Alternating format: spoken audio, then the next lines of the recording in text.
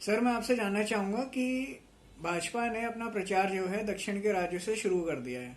कांग्रेस की क्या रणनीति है कि इंडिया गठबंधन के खिलाफ इंडिया गठबंधन भाजपा के खिलाफ कैसे चुनाव लड़ेगा? क्योंकि भाजपा ने अपना फुल मोड में, वो इलेक्शन के मोड में आ चुके हैं और सुनने में ये भी आ रहा है कि वो सीटें भी जल्दी से जल्द डिक्लेयर करने वाले हैं, मध्य प्रदेश की तरह। मध्य प्रदेश में जैसे 2 महीने पहले उन्होंने चुनाव की उम्मीदवार डिक्लेयर कर दिए थे, ऐसे ही ना तो अभी इंडिया गठबंधन में सीटों का बंटवारा फाइनल हुआ है, न उम्मीदवार फाइनल हुए हैं। तो कांग्रेस और इंडिया गठबंधन चुनाव के मोड में कब आएगा? सबसे पहले तो आपके दर्शकों का स्वागत है।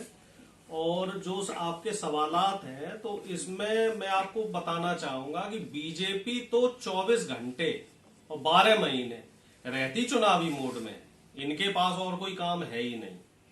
एक चुनाव खत्म होता है, दूसरे चुनाव की ये तैयारी कर लेते हैं और ये अभी सत्ता में है। राजनीतिक दल का मतलब यही होता है कि वो चुनाव के लिए सत्ता में है, लेकिन मुझे ये नहीं समझ आता ये जनता के लिए काम कब करेंगे।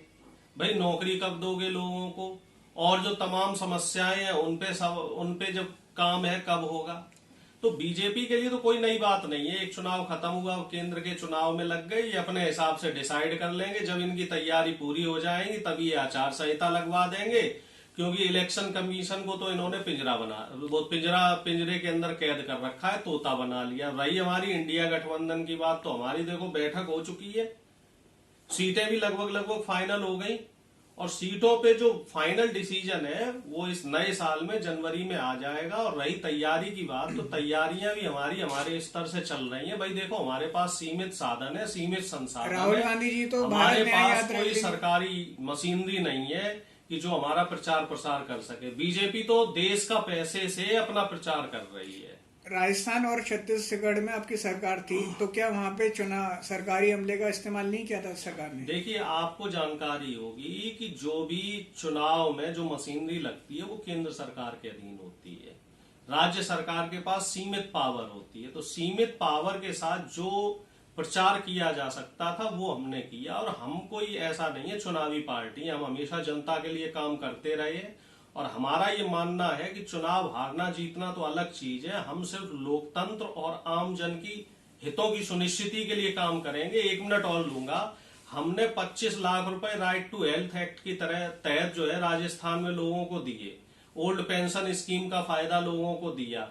450 रुपए का सिलेंडर लोगों को दिया। लेकिन बीजेपी की सरकार आते ही राजस्थान में तीनों स्कीम बंद हो गई। अब जो आपका सवाल आया था अभी बीच में, आपने किया था राहुल गांधी जी की न्याय यात्रा को लेके, तो मैं आपको बताना चाहूंगा कि राहुल गांधी जी की जो न्याय यात्रा है वो निश्चित तौर पे देर तो हो गई है, लेकिन वो एक कहावत है ना, देर आए दुरुस्त आए वाली। तो वो न्याय यात्रा जो है वो एक सामाजिक परिवर्तन के लिए है। एक जो समाज में जो विषमताएं फैल गई हैं, बीजेपी इस समय जो तानाशाही वाला अपना मॉड्यूल पूरे देश में लगाना चाह रही है, तो उस मॉड्यूल के खिलाफ राहुल गांधी जी ये यात्रा निकाल रहे हैं। क्योंकि संसद में नहीं बोलने दिया जा रहा। आप देख रहे हो 143 सांसदों को संसद से बाहर फेंक दिया गया। तो अब जनता के बीच में ही जाना पड़ेगा और पूरब से लेके पश्चिम तक जाएंगे। और हमारी यात्रा मणिपुर से शुरू हो रही है और जाके जो है आपकी महाराष्ट्र के मुंबई में खत्म होगी, और लगभग हम 14 जिले इसमें कवर करेंगे। तो क्योंकि जनता के बीच में हमें आना पड़ेगा और जनता चाह रही है कि राहुल गांधी जी यात्रा करें। ये जनता की तरफ से जो है सजेशंस आए हैं, जिन पे विचार किया गया और उनको अमली जामा पहनाया गया। तो आपको नहीं लगता कि जैसे जब चुनावी माहौल में पूरा का पूरा भाजपा का नेतृत्व और भाजपा के मंत्री जब चुनाव में लगे होंगे और राहुल गांधी सिर्फ यात्रा कर रहे होंगे, क्योंकि कांग्रेस के पास राहुल गांधी के अलावा कोई बड़ा चेहरा नहीं है जिसको वो राष्ट्रीय लेवल पे उतार पाए, तो आपको नहीं लगता कि राहुल गांधी को चुनाव पे ज्यादा फोकस करना चाहिए था? ये यात्रा तो चुनाव जीतने के बाद भी हो सकती थी, अगर चुनाव जीतती पार्टी तो।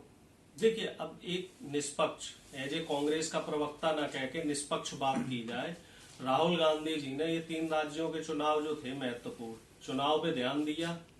क्या रहा चुनाव में आपने देख लिया, हिंदी भाषी बेल्ट में कहीं ना कहीं कुछ हमारे प्रयासों में कमी रही है। बीजेपी ने साम दाम दंड भेद नीति अपनाई। वो तीनों राज्यों में जो हमारा अच्छा जो एक माहौल बन रहा था वो माहौल में चूक गए हम थोड़ा सा। अब मेरी बात सुन लीजिए, तो जनता तय करती है, जनता चाह रही है। जनता चाह रही है कि राहुल गांधी जी सड़क पे आए और यात्रा करें, क्योंकि वोट जनता को देना है।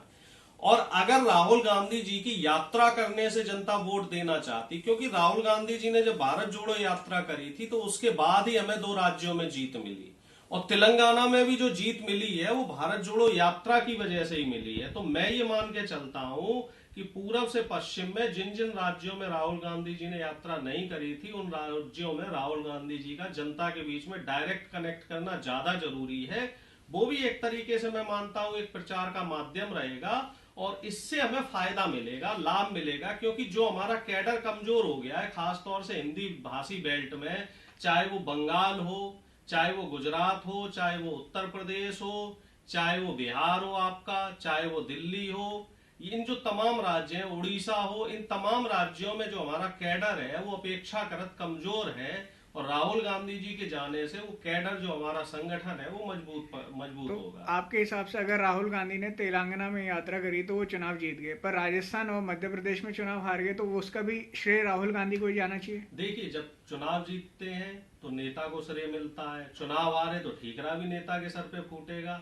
तो अब उसके लिए राहुल गांधी ही हम कोई जिम्मेदार देखिए, मानेंगे? अब मैं आपको बता रहा हूँ, हम कोई वो बीजेपी की तरह तो है नहीं कि चुनाव जीते तो किसने जिताया जी, मोदी जी ने जिताया, और चुनाव हारे तो मोदी जी की जगह जो है नड्डा जी की फोटो आ गई। निश्चित तौर पे हम तो अपनी हार स्वीकार कर रहे हैं, लेकिन इसके साथ हम जनता का धन्यवाद भी दे रहे हैं कि जनता ने हमें जो है कहीं एलिमिनेट नहीं किया, 40% से ज्यादा वोट हर जगह दिया। पर आपको नहीं और लगता हम आपको उनकी उम्मीदों पे खरे उतरेंगे, और आपको हमें अपनी अभी भी जो है हमारा मनोबल नहीं गिरा है यार से, हम अभी भी उनकी बातों पे संघर्ष करते रहेंगे, और जनता के लिए हम बिल्कुल उतर रहे हैं हम जमीन पे। आपको नहीं लगता कि कांग्रेस पार्टी को अपनी रणनीति बदलने की जरूरत है कि रणनीति कांग्रेस बदल तो दी अपने भाई। अब जैसे कांग्रेस है तो चुनावी पार्टी, आंदोलन की पार्टी तो आजादी के समय ही खत्म हो गई थी, ठीक है? आज के डेट में कांग्रेस अगर चुनाव के लिए तैयारी करती है तो कांग्रेस को हमेशा चुनाव के लिए सोचना पड़ेगा।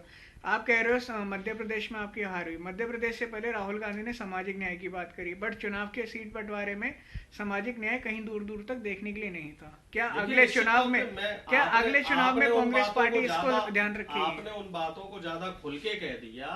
मैं वही कह रहा था ना, कुछ हमारी कमियां रही और हम उन कमियों से सीखेंगे, उनको पॉजिटिवली लेंगे, और आगे जो चुनाव आएंगे तो उसमें सामाजिक न्याय पे पूरा ध्यान दिया जाएगा, ये मेरा विश्वास है। बाकी पार्टी का आला कमान जो फैसला लेगा, तो हम चूंकि भाई पार्टी के कर्तव्यनिष्ठ कार्यकर्ता है, तो हमें उन फैसलों पे पूरी तरीके से पार्टी के शीर्ष नेतृत्व पे भरोसा रहेगा, और हमें पूरी उम्मीद है कि राहुल गांधी जी के नेतृत्व में सामाजिक न्याय की बात होगी, और सामाजिक न्याय को लेके ही ये चुनाव किया तो जाएगा। 2024 में क्या कांग्रेस पार्टी सरकार में आने का मूड बना रही है?